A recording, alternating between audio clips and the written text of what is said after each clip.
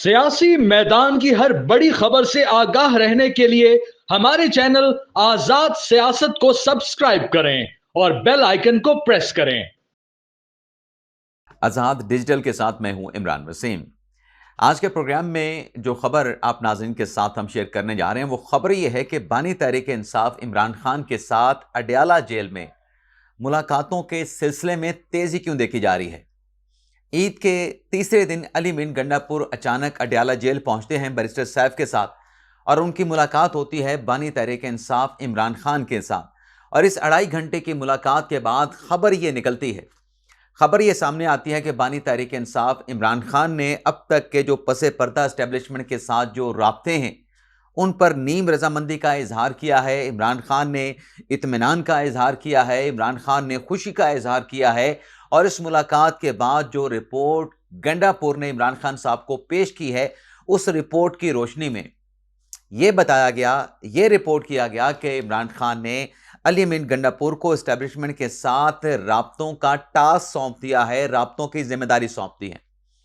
अब यह तेजी क्यों देखने को मिल रही है? क्या बानी तहरीक इंसाफ इमरान खान को रिहा किया जा रहा है या बानी तहरीक इंसाफ इमरान खान की रिहाई के सिलसिले में जो कोशिशें हैं उनमें यह तेजी क्यों देखने को मिल रही है? तो सारी डिटेल इस वीडियो व्लॉग में आप नाजरीन की खिदमत में पेश करेंगे, लेकिन व्लॉग का आगाज़ करने से पहले सबसे पहले यानी चैनल सब्सक्रिप्शन की दरख्वास्त करेंगे कि चैनल को सब्सक्राइब कर लें, बेल आइकॉन का बटन प्रेस करें, वीडियो अगर पसंद आए तो इसे लाइक भी करें और शेयर भी करें। जो कहानी नाज़रीन सामने आई इस मुलाकात के बाद उसमें यह बताया गया कि जो ओवरसीज़ पाकिस्तानी अमेरिकन डॉक्टर्स का जो डेलीगेशन पाकिस्तान आया उनकी जो मुलाकात हुई एस्टेब्लिशमेंट के हुकाम के साथ, उस मुलाकात से मुतल्लिक, उस मुलाकात के आउटकम्स यानी नतीजे से मुतल्लिक जब बताया गया अडयाला जेल में गंडापुर की तरफ से बानी तहरीक इंसाफ इमरान खान को, तो इमरान खान साहब ने उस पर बड़ी खुशी का इजहार किया, बड़े इत्मीनान का इजहार किया।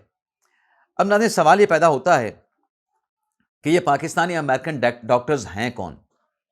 ये अचानक पाकिस्तान क्यों आते हैं और आके एस्टेब्लिशमेंट के साथ मुलाकात क्यों करते हैं और किन टर्म्स एंड कंडीशन के ऊपर ये मुलाकात होती है?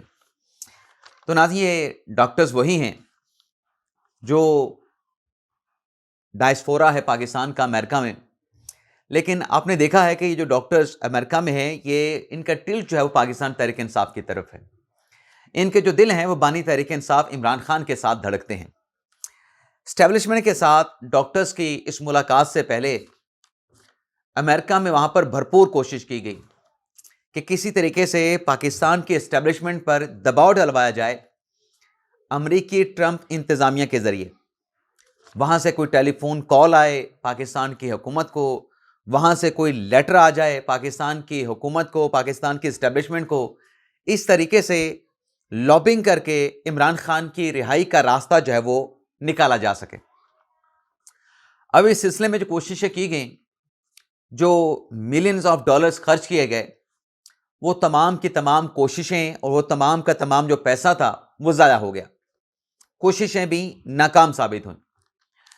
अब ये जो आके मुलाकातें यहाँ पे एस्टेब्लिशमेंट के हुकाम के साथ अमेरिकन पाकिस्तानी डॉक्टर्स की हो रही हैं, पाकिस्तानी नौजाद यानी अमेरिकन डॉक्टर्स की, अब नज़र आ रहा है कि आइंदा आने वाले दिनों में जो डेवलपमेंट्स होने जा रही हैं, जो 15 अप्रैल से पहले या 15 अप्रैल के बाद जो एक बड़ा फैसला आ सकता है, उसमें इमरान खान साहब के लिए खतरे की घंटी है। इमरान खान साहब के लिए खतरे की घंटी बज चुकी है। उस डेवलपमेंट को देखते हुए, उस डेवलपमेंट को फोर्स ही करते हुए ये डॉक्टर्स जो हैं, जो वहां पे पहले लॉबिंग कर रहे थे तहरीक इंसाफ के लिए, इमरान खान के लिए, इनकी दौड़ें लगी हैं पाकिस्तान में और आके यहां पे एस्टेब्लिशमेंट के साथ मुलाकातें करते हैं। अब इन मुलाकातों के नतीजे में फौरी तौर पे अगर आप मुझसे पूछेंगे तो मुझे बानी तहरीक इंसाफ इमरान खान साहब की रिहाई नजर नहीं आ रही।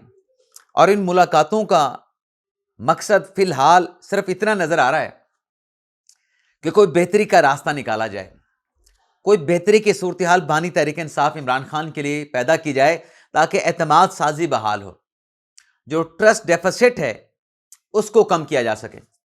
इससे ज़्यादा इन मुलाकातों की कोई मकसद, कोई और اٹیمپٹ جو ہے وہ نظر نہیں آتی، لیکن اس میں مجھے کامیابی بھی نہ ہوتی نظر نہیں آ رہی۔ یہ جو ملاقاتیں ہو رہی ہیں، جو ٹاسک علمین گنڈاپور صاحب کو سونپا گیا ہے، اس میں مجھے اس لیے کامیابی نظر نہیں آتی۔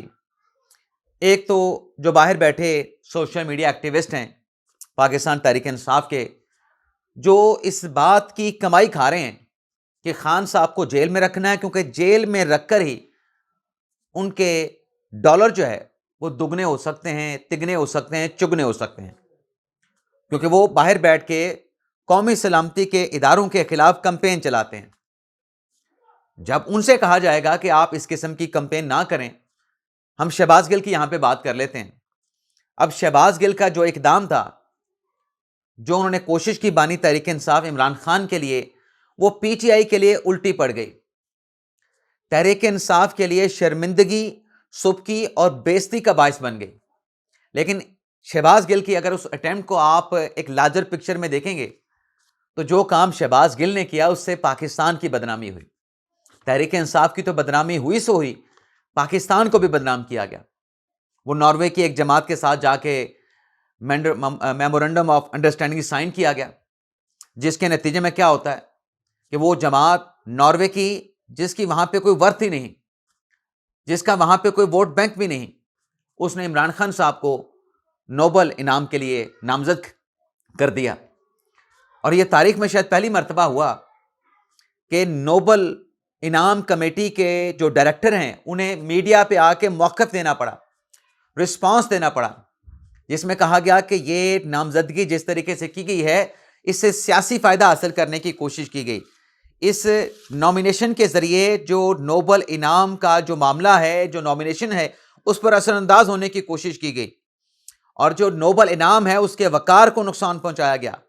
اور اس نامینیشن کے ذریعے پاکستان میں جو سیاسی صورتحال ہے، بانی تحریک انصاف عمران خان کے جو مقدمات ہیں، ان پر عالمی توجہ مرکوز کرنے کی کوشش کی گئی۔ تو کیا پلے رہا؟ میں نے جس دن یہ خبر سامنے آئی تھی، اسی دن کہہ دیا تھا کہ یہ تحریک انصاف کے لیے اور مجموعی طور پہ پاکستان کے لیے یہ جو اٹیمپٹ شہباز گل صاحب نے کی ہے، شرمندگی اور انسلٹ کا باعث بنے گی۔ اور وہی ہوا۔ کیا شہباز گل صاحب سے کسی نے باز پرس کی؟ کسی نے پوچھا کہ آپ نے کیا اس قسم کی اوچی حرکت کی ہے؟ آپ نے پارٹی کو بھی بدنام کیا، خود کو بھی بدنام کیا، عمران خان کو بھی بدنام کیا، اور پاکستان کو بھی بدنام کیا، اور خلاصہ کیا نکلا کہ تحریک انصاف والے اس قسم کے اوچے ہتھ کنڈے کرتے رہتے ہیں، چیپ جو ہے وہ پبلسٹی کے لیے۔ تو وہی نکلا۔ اب یہ جو کوششیں کی جا رہی ہیں ناظرین، جیسے میں نے کہا کہ آئندہ آنے والے دنوں میں کوئی ایسی خبر آنے والی ہے جو براہ راست عمران خان صاحب کو ہٹ کرے گی، اور اسی کے پیش نظر یہ ڈاکٹرز جو ہیں وہ دوڑے دوڑے امریکہ سے پاکستان پہنچے ہیں کہ بانی تحریک انصاف عمران خان کے لیے کوئی راستہ نکالا جا سکے، کوئی بہتری کا راستہ نکالا جا سکے، ان کے لیے کوئی کنسیشن حاصل کی جائے۔ اب گنڈاپور نے تو جا کے ملاقات کر لی۔ اب اس ملاقات کے اوپر عمران خان صاحب کی ہمشیرہ علیمہ خان صاحبہ نے سوال اٹھا دیا ہے کہ ہماری تو ملاقات نہیں ہوتی۔ 22 مارچ کو ان کی ملاقات نہیں ہوئی تھی علیمہ خان کی اور باقی بہنوں کی عمران خان کے ساتھ، پارٹی کے لوگوں کی، وکلا کی ملاقات ہوئی تھی۔ علیمہ خان نے باہر آ کے کہا تھا کہ ہماری ملاقات نہیں ہوئی۔ تو گنڈاپور کے اس ملاقات کے بعد علیمہ خان صاحبہ یہ کہتی ہیں کہ ہمیں تو یہ سنتے نہیں، ہماری تو یہ ملاقات نہیں کرواتے، اور عید کی چھٹیوں میں کیسی ملاقات ہوگی؟ کیا یہ صرف فیملی کے لوگوں کے، فیملی کے ارکان کی ملاقات کے اوپر پابندی ہے؟ اچھا، ایک طرف تو علیمہ خان صاحب نے اس ملاقات کے اوپر سوال اٹھایا ہے، دوسرا ناظم مولانا فضل الرحمان صاحب، جو خان صاحب کے لیے کوئی راستہ نکالنے کی، راستہ بنانے کی کوششیں کی جا رہی ہیں۔